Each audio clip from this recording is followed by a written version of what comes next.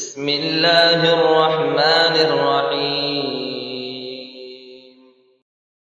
السلام علیکم ورحمۃ اللہ وبرکاتہ۔ اعوذ باللہ من الشیطان الرجیم، بسم اللہ الرحمن الرحیم۔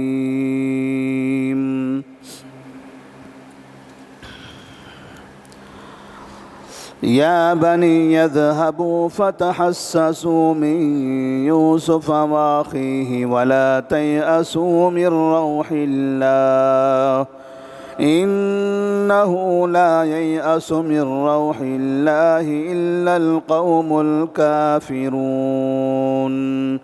فلما دخلوا عليه قالوا يا أيها العزيز مسنا وأهلنا الضر وجئنا ببضاعة مزجاة فأوف لنا الكيل وتصدق علينا إن الله يجزي المتصدقين۔ قال هل علمتم ما فعلتم بيوسف وأخيه إذ أنتم جاهلون؟ قالوا أئنك لأنت يوسف؟ قال أنا يوسف وهذا أخي قد من الله علينا إنه من يتقي ويصبر فإن الله لا يضيع أجر المحسنين۔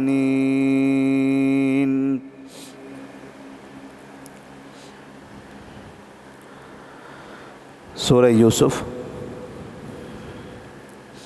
آیت نمبر 87 سے 90۔ اللہ تبارک و تعالیٰ نے اس سے پہلے کی آیات میں یعقوب علیہ السلام کے 9 بیٹوں کا ذکر فرمایا، جو 9 بیٹے مصر سے سامان لے کر اپنے والد یعقوب علیہ السلام کے پاس آئے تھے۔ ایک بیٹے یوسف علیہ السلام، وہ تو بچپن سے ہی نہیں تھے۔ دوسرے بیٹے بنیامین، یوسف علیہ السلام نے انہیں اپنے پاس رکھ لیا تھا۔ اور ایک تیسرے بیٹے تھے جو سب سے بڑے تھے، بنیامین کے قید ہو جانے کی وجہ سے وہ مصر میں رک گئے، یہ کہتے ہوئے کہ میں اپنے والد کو کیا منہ دکھاؤں گا، ہم نے تو قسمیں کھائی تھی، وعدہ کیا تھا کہ ہم بنیامین کو لے کر جا رہے ہیں اور حفاظت کے ساتھ واپس لائیں گے، لیکن ہم ایسا نہیں کر سکے، اس لیے شرم کے مارے وہ مصر سے اپنے والد کے پاس نہیں آئے۔ تو جو بیٹے یہاں پر موجود تھے اب ان کی تعداد 9 تھی، لہذا یہ 9 بیٹے اپنے والد یعقوب علیہ السلام سے التجا کرتے ہیں کہ ہمارے ساتھ ایسے ایسے معاملہ پیش آیا کہ آپ کے بیٹے بنیامین نے مصر جانے کے بعد وہاں بادشاہ کا پیالہ چوری کر لیا، اور اس چوری کی وجہ سے بادشاہ نے بنیامین کو اپنے پاس قید کر لیا۔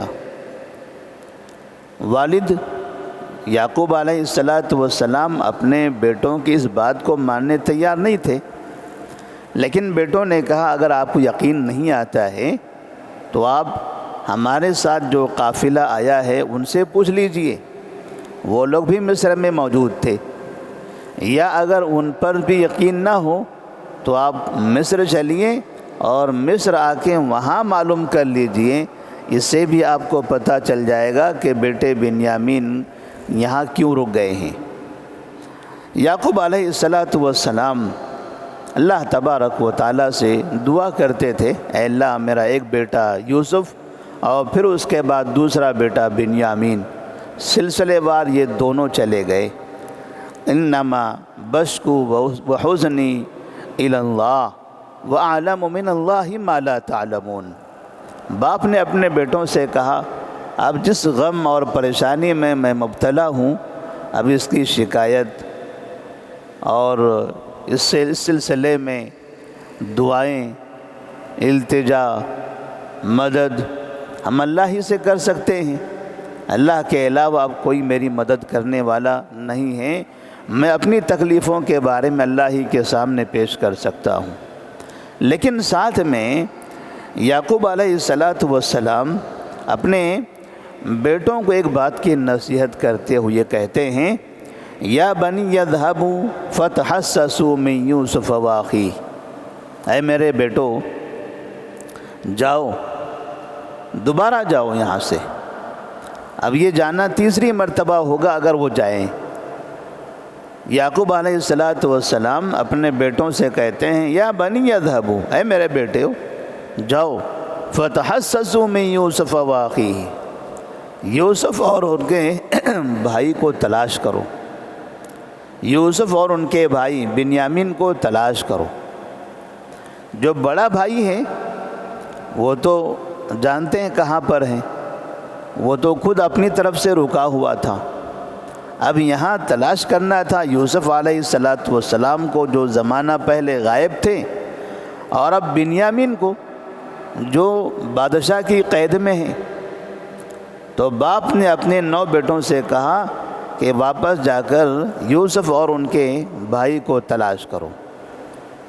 بیٹوں نے جب یہ سنا کہ یہ والد تو ابھی یوسف کو تلاش کرنے کی بات کر رہے ہیں، جبکہ یوسف علیہ السلام کو ہم نے بچپن میں ہی قتل کر دیا تھا، انہیں تو ہم نے کنویں میں پھینک دیا تھا، اب وہ کہاں ہوں گے؟ ان کا تو انتقال ہو چکا ہوگا۔ لیکن یعقوب علیہ السلام کو یقین تھا کہ یوسف علیہ السلام کی موت نہیں ہوئی ہے، وہ کہیں نہ کہیں موجود ہیں۔ تو یہاں پر اپنے بیٹوں کو نصیحت کرتے ہوئے کہا کہ یوسف اور ان کے بھائی کو تلاش کرو، وَلَا تَيْأَسُوا مِن رَوْحِ اللَّهِ، اور اللہ کی رحمت سے مایوس نہ ہو، محنت کرو، کوشش کرو، اللہ کی رحمت سے مایوس نہ ہو۔ مطلب یہ تھا کہ آپ کو دل سے یقین کے ساتھ کوشش کرنا ہے، ایسے نہیں کہ بھائیوں سے آپ کو نفرت ہے، حسد ہے تو یہاں وہاں گھوم کے پھر واپس آ جاؤ اور کہہ دو کہ نہیں ہم کو نہیں ملے۔ آپ کو تلاش کرنا ہے، آپ کو کوشش کرنا ہے، آپ محنت کرو گے، سچے دل سے تلاش کرو گے تو آپ کو یہ دونوں بھائی مل جائیں گے۔ وَلَا تَيْأَسُوا مِن رَوْحِ اللَّهِ إِنَّهُ لَا يَأْسُ مِن رَوْحِ اللَّهِ إِلَّا الْقَوْمُ الْكَافِرُونَ، اس لیے کہ اللہ تبارک و تعالیٰ کی رحمت سے صرف کافر ہی مایوس ہوتے ہیں، مسلمان مایوس نہیں ہوتا۔ تو آپ تو مسلمان ہو، آپ تو نبی کے بیٹے ہو، تو آپ کو تو اللہ کی رحمت سے مایوس نہیں ہونا چاہیے۔ اللہ ضرور ہم پر رحم فرمائے گا، ہمارے ان بچوں کو ضرور واپس کرے گا، ہم ضرور ان سے ملاقات کریں گے۔ تو اتنی امید کے ساتھ، یقین کے ساتھ اپنے بیٹوں کو ہمت دلائی کہ آپ کو تلاش کرنا ہی کرنا ہے۔ جب یہ باتیں بیٹوں سے کہی گئی تو بیٹوں کو ایسا محسوس ہونے لگا کہ بنیامین تو ہم جانتے ہیں، وہ تو انہیں تو بادشاہ نے قید کیا ہوا ہے، البتہ یوسف کا کہاں پتہ ہے، انہیں تو ہم نہیں جانتے وہ کہاں ہیں، ہم نے تو انہیں یہاں کنعان کے کنویں میں پھینکا تھا اور یہ ہمیں مصر میں جا کر تلاش کرنے کی بات کر رہے ہیں۔ تو اس کا مطلب یہ ہوا کہ ہو سکتا ہے کہ یوسف علیہ السلام مصر میں ہوں۔ جب باپ نبی ہیں اور نبی یہ کہہ رہے ہیں کہ وہاں جا کر تلاش کرو، تو ہو سکتا ہے یہ وہاں پر ہوں گے۔ بعض مفسرین نے لکھا ہے کہ جب بھائیوں نے یوسف علیہ السلام کو کنویں میں پھینکا تھا تو پھینکنے کے بعد وہ وہاں دور بیٹھ کر انتظار کر رہے تھے، دیکھ رہے تھے کہ کیا ہوتا ہے، کیا یوسف کنویں سے باہر نکلتے ہیں یا یوسف کے پاس سے کوئی اور مسئلہ ہوتا ہے۔ تو کہتے ہیں کہ انتظار کرتے رہے، دیکھتے رہے، تو انہیں اچانک ایک قافلہ نظر آیا، ایک قافلہ نظر آیا جس قافلے کا ذکر قرآن مجید میں ہے کہ وہ قافلہ آتا ہے اور پانے کے لیے ڈول کنویں کے اندر ڈالتا ہے، اس میں یوسف علیہ السلام نکلتے ہیں، پھر وہ قافلہ انہیں لے کر جاتا ہے۔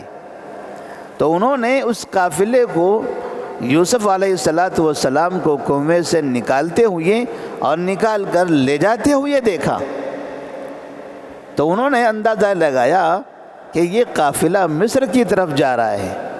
تو یہاں پر ان کے ذہن میں یہ بات آنے لگی کہ ہو نہ ہو اس قافلے نے مصر میں لے جا کے انہیں چھوڑا ہوگا اور وہیں پر یوسف علیہ السلام ہمارے بھائی ملیں گے۔ اور والد بھی کہہ رہے ہیں یا بنی اذهبوا فتحسسوا من یوسف واخیہ، کہ بیٹے جاؤ اور یوسف اور ان کے بھائی کو تلاش کرو، یقین کرو کہ وہ آپ کو ملیں گے، مایوس نہیں ہونا ہے۔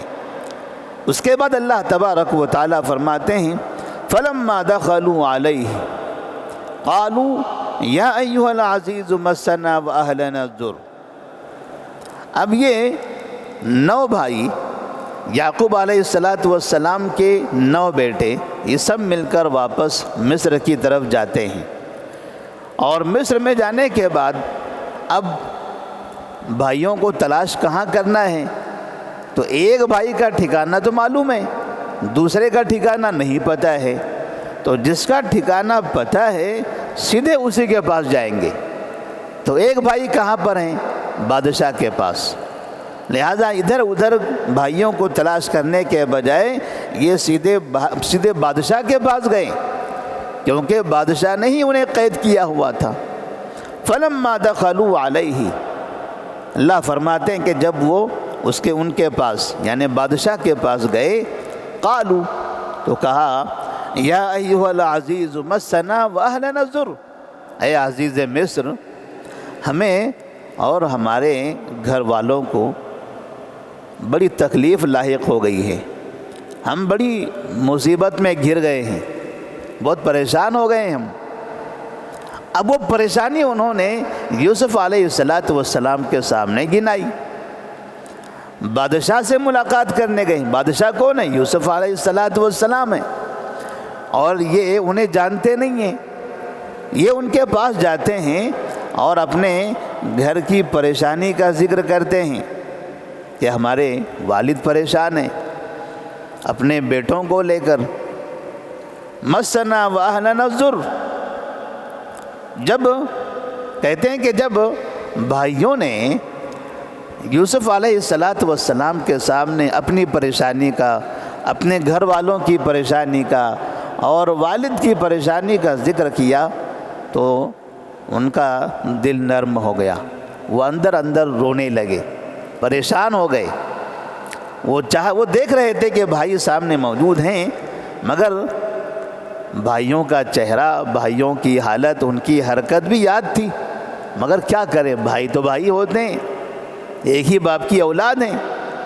وَجِئْنَا بِبِضَاعَةٍ مُزْجَاةٍ فَأَوْفِ لَنَا الْكَيْلَ وَجِئْنَا بِبِضَاعَةٍ مُزْجَاةٍ، اور ساتھ میں انہوں نے کہا کہ ہمیں وَجِئْنَا بِبِضَاعَةٍ مُزْجَاةٍ، ہم نے تھوڑا سا سامان لایا ہے، تھوڑی سی پونجی لائی ہے، تھوڑا سا پیسہ لایا ہے، اب ہم پریشانی میں ہیں، اس سے پہلے آئے تھے کچھ پیسہ لے کر آئے تھے، اب یہ تیسری مرتبہ آنا ہوا ہے، تو ہمارے پاس پیسہ بھی زیادہ نہیں رہا، گھر میں غلے کی ضرورت بھی ہے، جتنا پیسہ تھا تھوڑا سا لے کر آئے ہیں۔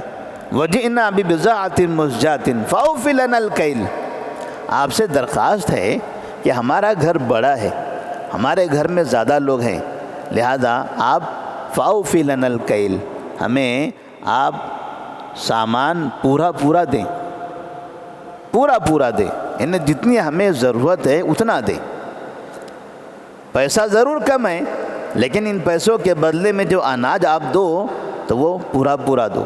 وَتَصَدَّقَ عَلَيْنَا، اور ہم پر صدقہ بھی کیجئے، یعنی ایسا نہیں کہ جتنا پیسہ ہے اتنا ہی دو، بلکہ صدقہ بھی کیجئے، یعنی اپنی طرف سے کچھ زیادہ بھی دیجئے۔ وَتَصَدَّقَ عَلَيْنَا، تو یہاں انہوں نے اپنے بھائی یوسف علیہ السلام سے، جنہیں ابھی صرف وہ بادشاہ سمجھتے ہیں، ان سے اس طرح سے درخواست کی۔ بعض مفسرین نے لکھا ہے وہ تصدق علینا کا مطلب یہ ہے کہ ہم پر احسان کیجیے، ہم پر احسان کیجیے۔ احسان یہ کرنا ہے کہ ہمارے بھائی بنیامین جو آپ کے پاس موجود ہیں، جن کو آپ نے گرفتار کیا تھا، انہیں چھوڑ دیجیے، ان کے والد بہت پریشان ہیں، انہیں معاف کر دیجیے، انہوں نے غلط کام کیا تھا، آپ نے قید کر لیا، تو آپ رحم کیجیے اس کے اوپر۔ وتصدق علینا ان اللہ یجزی المتصدقین، بے شک اللہ تبارک و تعالی صدقہ کرنے والے کو بہترین بدلہ دیتا ہے، بے شک اللہ تبارک و تعالی احسان کرنے والے کو بہترین بدلہ دیتا ہے۔ یعنی دونوں معنی کے حساب سے اگر آپ ہمارے خیال کرو گے، ہمیں اناج زیادہ دو گے، غلہ زیادہ دو گے، اتنی بڑی دولت ہے، اتنا زیادہ اناج ہے، تھوڑا سا کچھ ایک گھر کے حساب زیادہ مل جائے گا تو آپ کی دولت میں، خزانے میں کچھ کمی نہیں آئے گی۔ لیکن آپ جو ہمارے ساتھ حسن سلوک کرو گے، ہمیں جو زیادہ دو گے، ہمارا خیال کرو گے، تو اللہ اس کا آپ کو بہترین بدلہ دے گا۔ اسی طرح سے ہمارے بھائی پر احسان کرو گے، اگر اسے معاف کر کے چھوڑ دو گے اور پھر ہمیں ہمارے والدین پر آپ کا احسان ہوگا تو اس پر بھی اللہ تبارک و تعالیٰ آپ کو بہترین بدلہ دے گا۔ اب یہاں یوسف علیہ السلام اپنے بھائیوں کے سامنے اپنے بارے میں ذکر کر ہی دیتے ہیں۔ 2 مرتبہ اس سے پہلے آئے، ملاقات ہوئی، یوسف علیہ السلام نے اپنے بھائیوں کے سامنے اپنا تذکرہ نہیں کیا تھا، خاموش تھے، وہ دیکھ رہے تھے کیا ہوتا ہے، یہ بھائی میرے پاس آ رہے ہیں، جا رہے ہیں، ملاقاتیں تو ہو رہی ہیں، خبریں تو مل رہی ہیں تھوڑی بہت، مگر اب جب میرا گھرانہ اتنی پریشانی میں مبتلا ہوا ہے، جب انہوں نے ان کی پریشانی دیکھی تو ان سے رہا نہیں گیا، اور انہوں نے کہا قال هل علمتم ما فعلتم بیوسف واخیہ اذ انتم جاہلون، کہا کیا تم جانتے ہو، تمہیں یاد ہے کہ تم نے یوسف اور ان کے بھائی بنیامین کے ساتھ کیا کیا کیا ہے؟ کیا تمہیں یاد ہے، کیا تمہیں پتہ ہے کہ تم نے یوسف اور ان کے بھائی کے ساتھ کیا کیا کیا ہے؟ بھلا بادشاہ یوسف کا کیوں ذکر کرے؟ بھائیوں نے تو یوسف کا ذکر نہیں کیا تھا، انہوں نے یہ نہیں کہا تھا کہ یوسف کو چھوڑیے، انہیں کہا پتہ یوسف کہاں ہیں، وہ تو بنیامین کو چھڑانے کے لیے آئے تھے، کیونکہ وہ جانتے تھے کہ ہمارا بھائی بنیامین بادشاہ کے پاس ہے، لیکن بادشاہ نے بنیامین سے پہلے یوسف کا نام لے لیا کہ یوسف اور ان کے بھائیوں کے ساتھ تم نے کیا کیا ہے، تم کو کچھ پتہ ہے، یاد ہے تمہیں؟ بھائی یہاں پریشان ہیں کہ آخر بادشاہ کو یوسف کے بارے میں کیسے پتہ چلا۔ قال هل علمتم ما فعلتم بیوسف واخیہ اذ انتم جاہلون، جب تم نادان تھے، تم نے جو کیا ہے کیا تمہیں یاد ہے؟ جس وقت تم نادان تھے، تمہیں پتہ نہیں تھا، تم جاہل تھے، تم سے غلطی ہو گئی۔